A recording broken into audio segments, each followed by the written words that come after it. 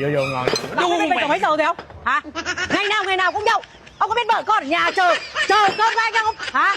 Tháng 30 ngày các anh ăn nhậu 31 ngày. Các anh có biết thương vợ ông con không? Thế không lấy vợ lấy con nữa. Đây này, lấy nhau đi. Bao nhiêu tiền nong là anh kiếm vào anh đổ hết vào cái chỗ này à? Hả? Anh nữa đây này. Anh nhìn cái bụng thầy đầy ra đây. Đấy. Anh đừng có rủ chồng con đi nhậu nhá. Nhớ chưa? Ngày nào cũng nhậu. Tôi mang về cho con uống ít thôi. Nhớ đây. Đủ cho anh Phương, anh làm gì mình để vợ con tới măng dấu ghê đó anh. Giờ tao đâu? Chứ hả? Vậy mà. Không. Vậy. Ủa? Tao tưởng vợ mày. Không.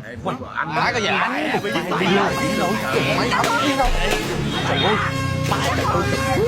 Ê, nhỏ kia.